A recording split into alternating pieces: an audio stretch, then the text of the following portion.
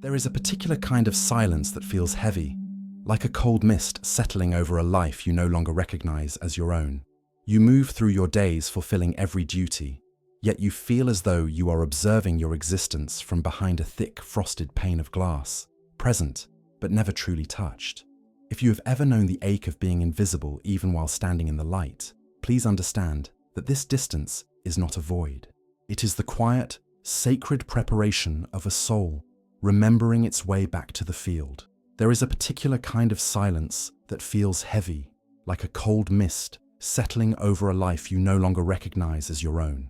You move through your days fulfilling every duty, yet you feel as though you are observing your existence from behind a thick, frosted pane of glass, present but never truly touched. If you have ever known the ache of being invisible, even while standing in the light, please understand that this distance is not a void.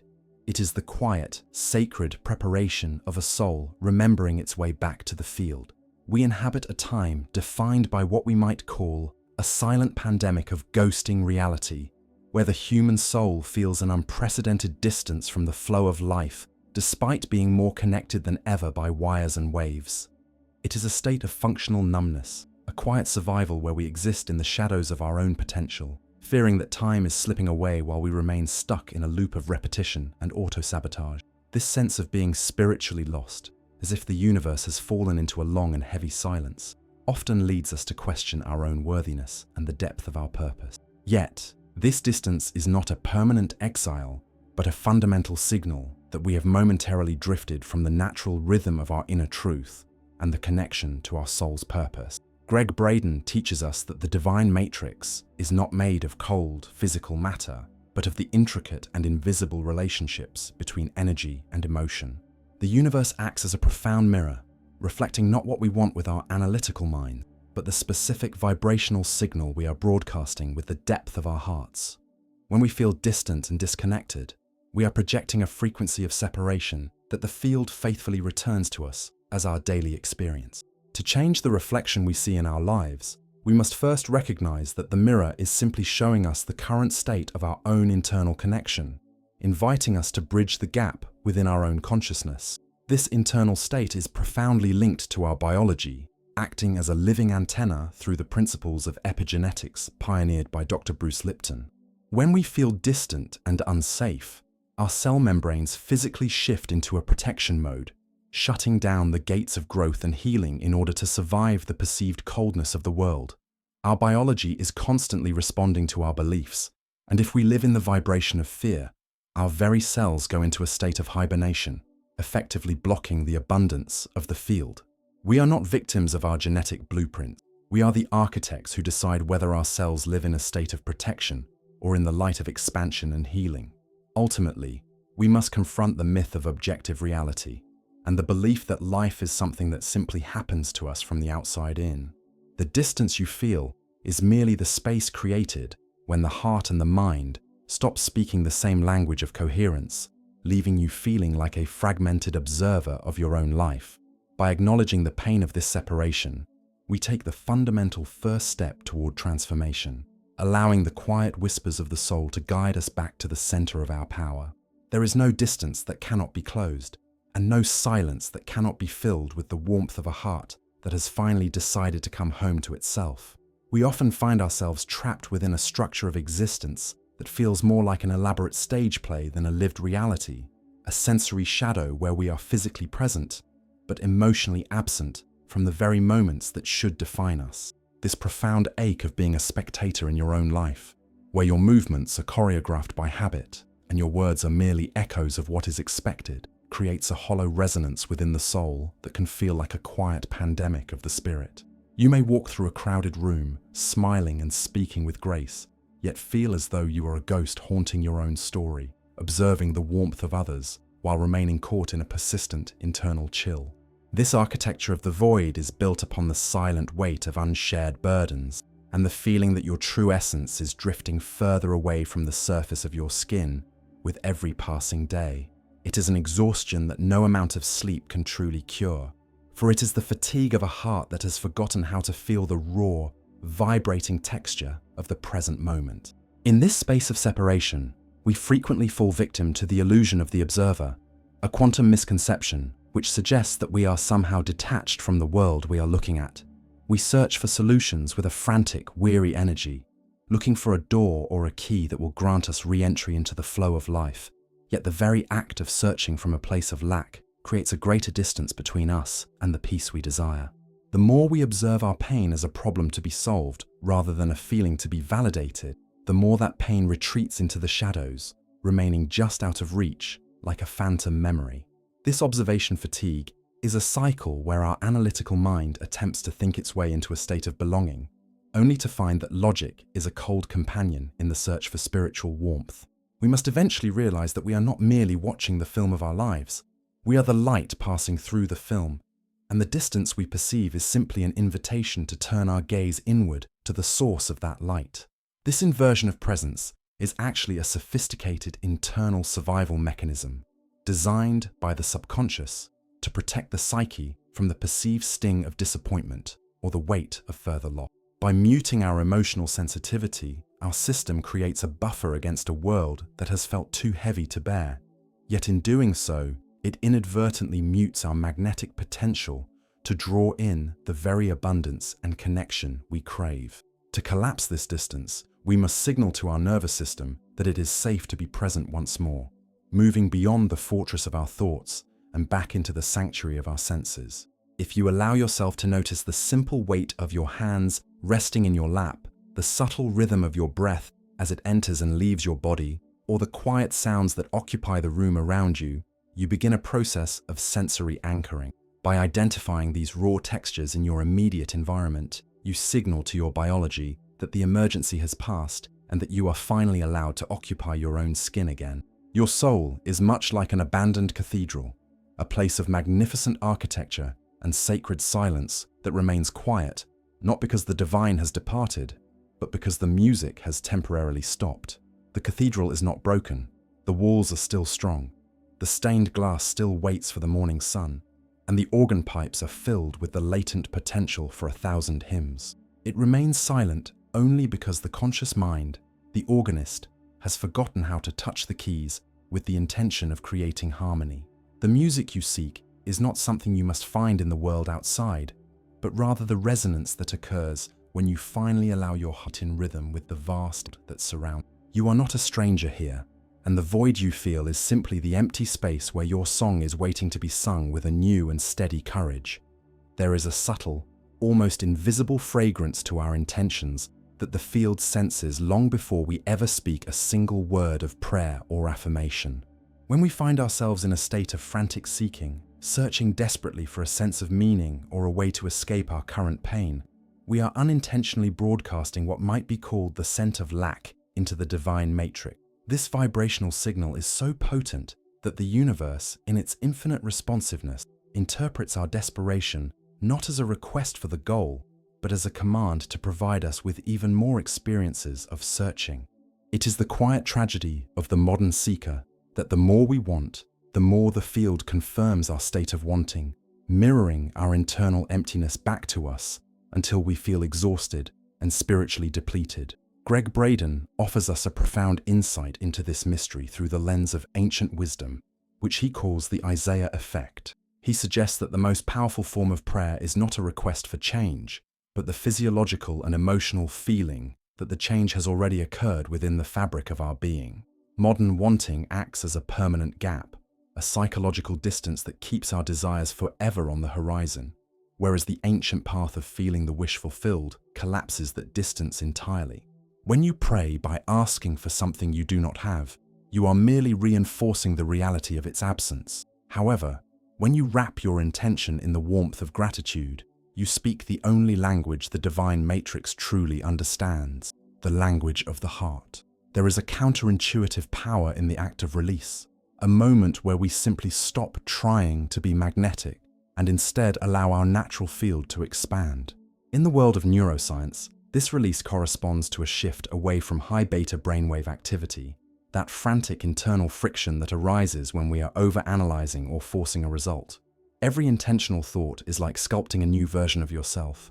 Yet if that sculpting is done with hands trembling in fear, the image remains distorted and fragile. When you finally surrender the heavy burden of needing to control the how of your manifestation, the friction dissolves, and you move into a state of flow where the universe is no longer an obstacle to be overcome, but a partner waiting for your signal. Consider for a moment the physiological sensation of relief that follows the resolution of a long-standing challenge, that deep, exhaling breath that signals your body is finally safe. This is the end-state reflection, a way of practicing the aftermath of your victory before the physical evidence has even arrived in your world. What if you could spend a few moments each day marveling at the feeling of being at peace, allowing your cells to soak in the frequency of completion rather than the acidity of struggle? By anchoring this abstract hope in the concrete sensation of relief, you begin to rewrite your biological signature, moving from a victim of circumstance to a sovereign architect of your reality. We often treat manifestation like a horizon, believing that if we only run faster or try harder, we will eventually reach the edge of our dreams. Yet the horizon is a paradox. The faster you run towards it with a seeking mindset, the further it must remain in order to maintain the very laws of perspective you are operating. Real manifestation does not require you to chase the light across a distant field, but to become the light so that the field itself responds to your presence. When you stand still in the sovereignty of the now, the horizon stops retreating and begins to settle around you, revealing that the distance you once feared was only a shadow cast by your own restless search. There is a quiet, internal conflict that many of us carry without ever finding the words to describe it. A state where the mind is filled with images of abundance and love, while the body remains anchored in a silent, ancient fear.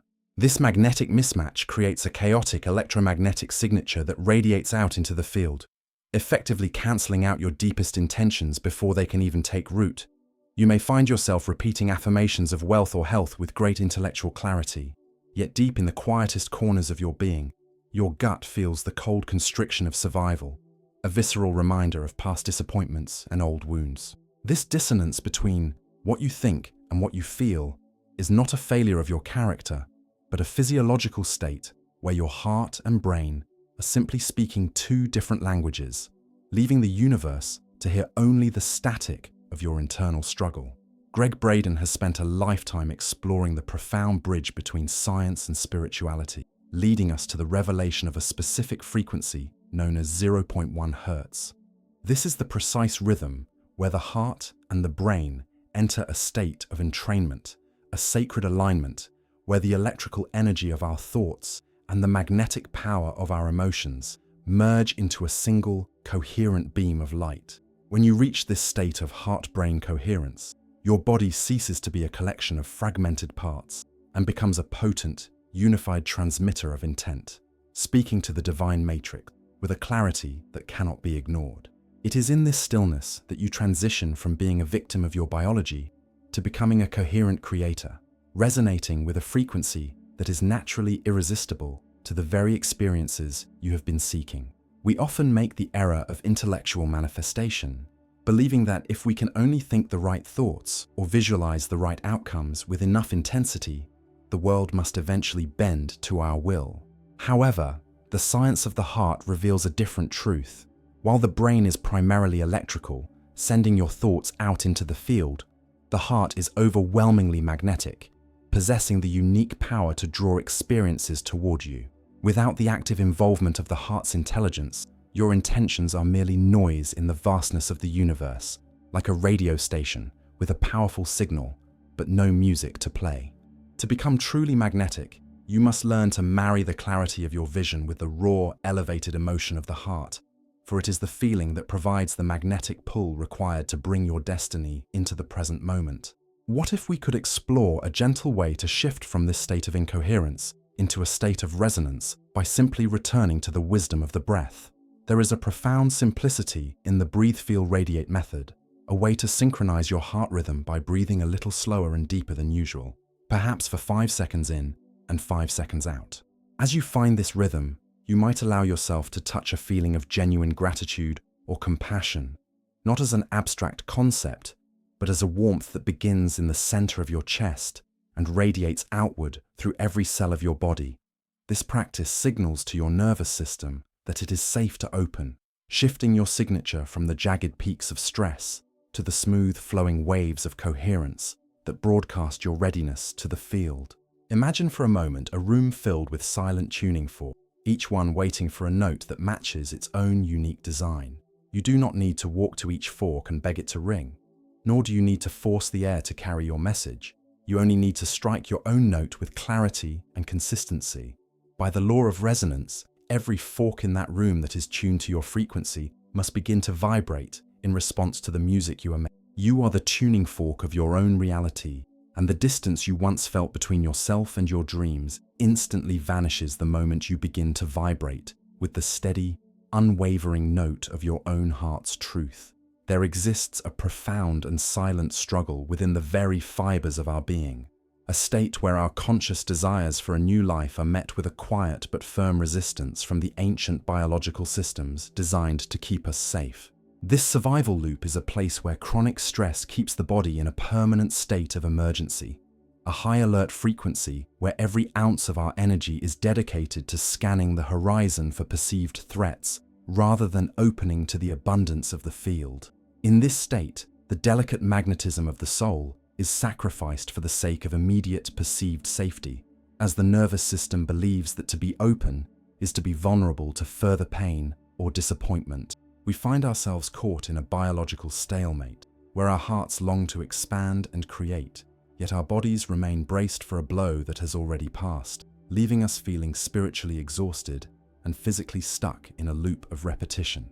This internal resistance is governed by what neuroscientists call the default mode network, a complex neurological structure that acts as the guardian of our past identity and familiar stories. It is the ghost in the machine that keeps us trapped in old patterns of thinking and feeling, making any attempt at a new magnetic future feel alien and therefore dangerous to the brain's primitive architecture. When we attempt to broadcast a frequency of prosperity or health, this network often signals a state of alarm as the brain views the unknown, even a miraculous unknown, as a threat to the predictable safety of the life we currently know. We become prisoners of our own biology, not because we lack the will to change, but because our subconscious mind is meticulously programmed to prefer a predictable misery over an unpredictable miracle. The shocking truth of our human experience is that the subconscious mind does not seek our happiness, but our survival, and it will actively sabotage our highest intentions to keep us within the boundaries of the familiar.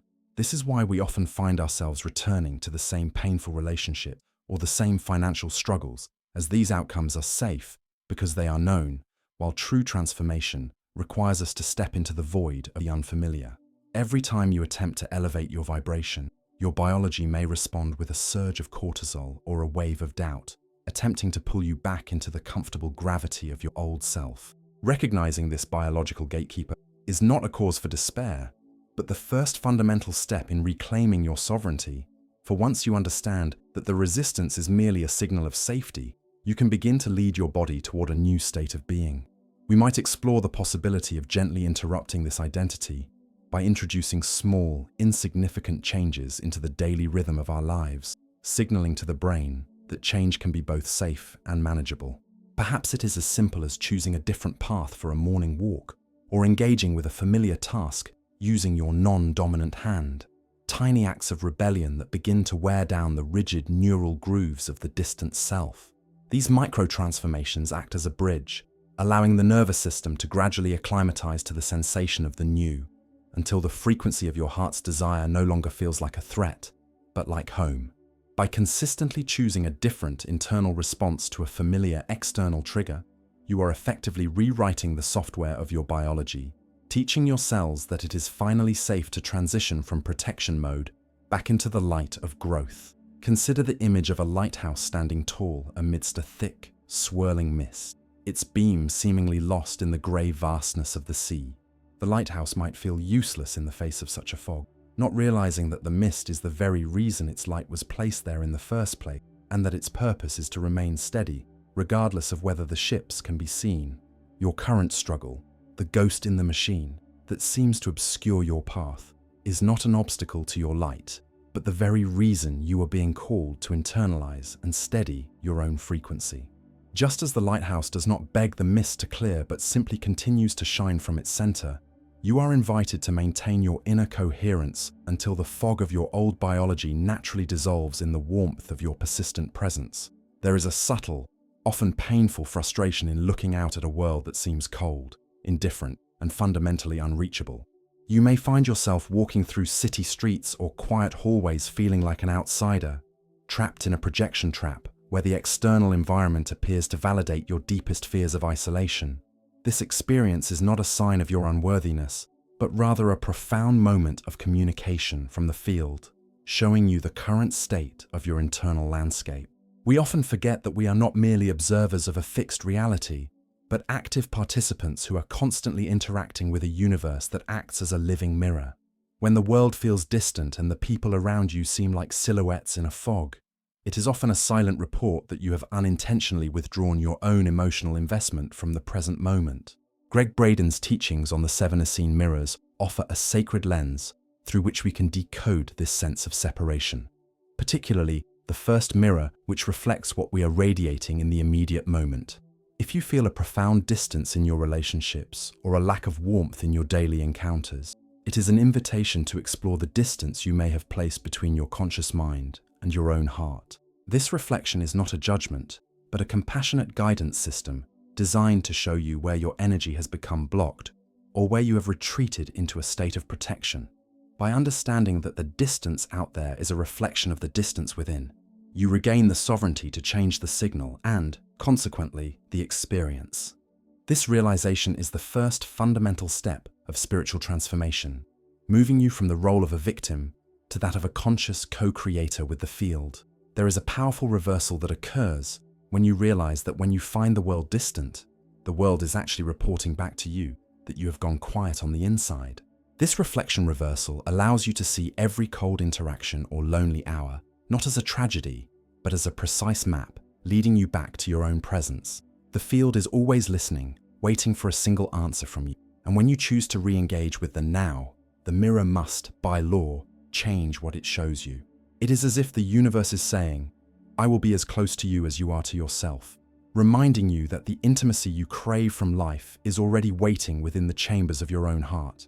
As you soften the internal walls of fear and doubt, the external world begins to lose its sharp edges, transforming from a cold stage into a warm sanctuary. We might find clarity by looking at a frustrating external situation and asking a single, deep question that activates the intuition. What feeling am I withholding from myself that I am looking for out there? This inquiry allows you to stop the frantic search for external validation and instead provide the soul with the very validation it has been starving for. If you are looking for love but feel only distance, perhaps you are withholding self-compassion. If you are looking for purpose but feel only emptiness, perhaps you are withholding the permission to be truly seen. This process anchors the abstract feeling of disconnection into a concrete understanding of your internal needs, turning a moment of pain into a ritual of self-reconnection. One deep question, held in the silence of your own mind, is more powerful than 1,000 external answers, for it points the way to the only source of true magnetism. Consider for a moment the silver screen illusion, where a cinema-goer becomes so distressed by the images on the screen that they begin to shout at the projection, hoping to change the ending of the film. We often do the same in our lives, trying to fix our relationships, our finances, or our health by manipulating the external world, forgetting that the source of the image lies behind us in the projector room. The world you see is the screen, but your subconscious beliefs and heart's frequency are the reel of film being played out in the divine mate. To change the story of distance and isolation, you do not need to fight with the shadows on the screen. You only need to return to the quiet space of your inner projector and change the vibration of the film itself. When the reel of your internal state is one of connection and coherence, the screen of your life has no choice but to reflect a world that is vibrant, intimate, and deeply aligned with your soul. There is a silent architecture within the mind that often mistakes isolation for sanctuary, a place where the analytical wall rises to protect us from the perceived chaos of a world we no longer understand. This hyper-rational mind creates a barrier to the spiritual flow, viewing anything it cannot measure or control as a threat to its authority and safety. It is a profound ache to feel your own intellect working against your desire for connection, building a fortress of logic that inadvertently keeps the warmth of the field at a distance. You may find yourself trapped in a state where your thoughts are busy and loud, yet your soul feels as though it is whispering into a void, unable to bridge the gap between the logic of your survival and the longing of your heart. This internal landscape is governed by the neurochemistry of belonging, where our levels of oxytocin and serotonin act as the chemical bridge between our physical bodies and the magnetic field of the universe. When we live in the vibration of chronic solitude or fear, our biology begins to map disconnection as a state of safety, and the lack of these bonding chemicals makes the universe feel like a vast, empty, and silent space rather than a supportive partner. We are not merely experiencing an emotional void, we are navigating a biological landscape that has forgotten the frequency of home. This biologia da crença means that if our internal world is one of isolation, our cells physically respond as if the environment is hostile, reinforcing the wall of solitude until it feels as solid as stone. We often encounter the logic fallacy, the belief that if we can only understand the reason for our pain or think our way through our trauma, we will somehow find the doorway back to peace. Yet the brain is primarily a processor of the past, a storage house for what has already been, while the heart is the only gateway to the eternal now and the field of infinite possibilities. You cannot solve a feeling of separation with a thought of connection. The transformation must be felt within the biology before it can be understood by the mind. Neuroplasticity is like sculpting a new version of yourself with every intentional thought, but the clay can only be shaped when it is warmed by the heat of genuine emotion. To begin the process of rewiring this neuroplastic solitude, we might look toward a sensory gratitude anchor, a way of moving beyond the mechanical making of lists and into the physiological experience of being alive. What if you could spend a moment truly tasting the gratitude for a single small blessing? The smell of rain on dry earth, the weight of a warm blanket, or the simple rhythm of your own pulse.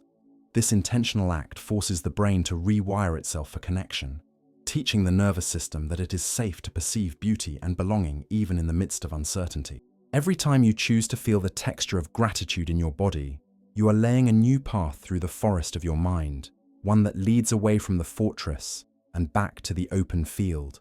Imagine your soul as a magnificent river that has frozen over during a long and bitter winter, the water still flowing deep beneath the surface, while the ice remains rigid and still. The ice is your analytical mind, a layer of protection that was necessary during the cold, but which now prevents you from feeling the movement and the warmth of the life around you. The river does not need to be fixed or taught how to flow. It only needs the gentle, consistent warmth of your presence to melt the ice, allowing the water to join the great ocean of the divine matrix once more. You are not broken by your solitude. You are simply waiting for the spring of your own compassion to return. There eventually comes a final breaking point where the dedicated seeker realizes that their spiritual techniques have become just another form of heavy, exhausting work that deepens the very sense of distance they seek to close. We move through our affirmations and visualizations with a weary heart, unaware that this exhaustion of performance is itself a signal of lack being broadcast into the field. It is a profound ache to feel that your path to healing has become a chore, a mechanical process that leaves you feeling more fragmented than when you began. When we try too hard to manifest, we are inadvertently telling the universe that we are separate from our desires, reinforcing the very walls of the void we wish to dismantle. We must come to understand that the divine matrix does not respond to the words we speak or the images we hold in isolation, but to the total state of our. This state is the sum of our subconscious beliefs, our physiological sensations, and the quiet whispers of our soul that often go unheard beneath the noise of our analytical minds. The field acts as a living language, a mirror that reflects the frequency of our existence back to us with absolute precision. To move from a fragmented observer to a coherent creator, we are invited to align our internal world so that our biology and our spirit speak with a single, unwavering voice. This transformation requires the counterintuitive surrender of the small I, the part of ourselves that is obsessed with fixing, changing, and controlling every aspect of our experience. There is a sacred power in giving up the need to constantly repair yourself, allowing the natural magnetism of the soul to emerge from the silence without interference. When you stop viewing yourself as a problem to be solved, The internal friction that blocks your energy begins to dissolve, revealing a version of you that is already whole and connected to the source. This surrender is not a sign of defeat, but an act of sovereignty where you finally trust the intelligence of the heart to lead the way. We might explore a state-first morning ritual, a simple 5-minute practice, where the focus is placed entirely on the feeling of the wish fulfilled before any logical thought is allowed to enter the day. By cultivating the physiological sensation of peace, abundance, or love in those first quiet moments of waking, you are reprogramming your subconscious mind for a new reality. This is not a performance of wanting, but a celebration of having, where you allow your cells to soak in the frequency of your future as if it were already your present. This micro-transformation, repeated with intention, turns the act of creation from a distant hope into a daily lived experience. Imagine a violin that has been kept in a damp, cold room for many years.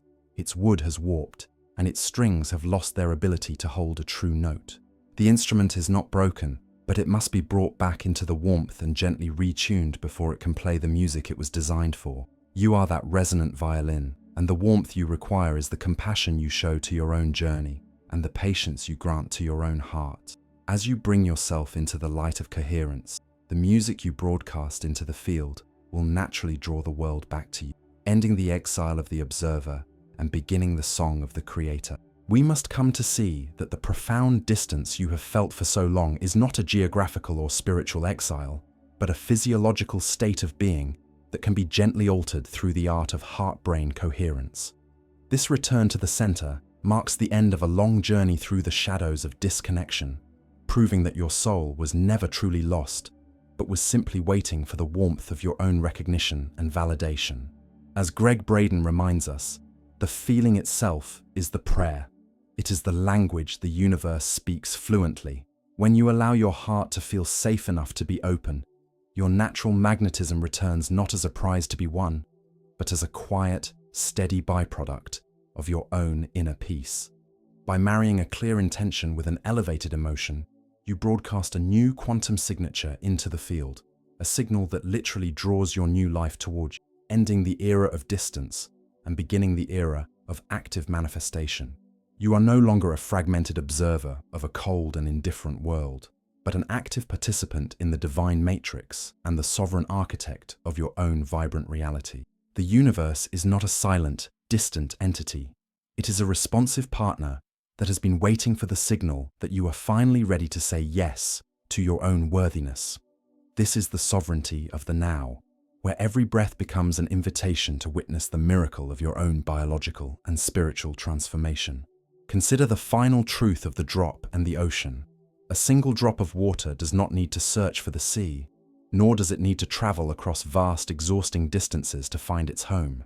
It only needs to remember that it is the ocean itself, merely existing in a different form for a moment in time. In that single moment of remembrance, every sense of distance and every shadow of isolation instantly vanishes into the light of connection. You are the field, you are the source, and the journey back to the center is simply the act of remembering that you were never truly away.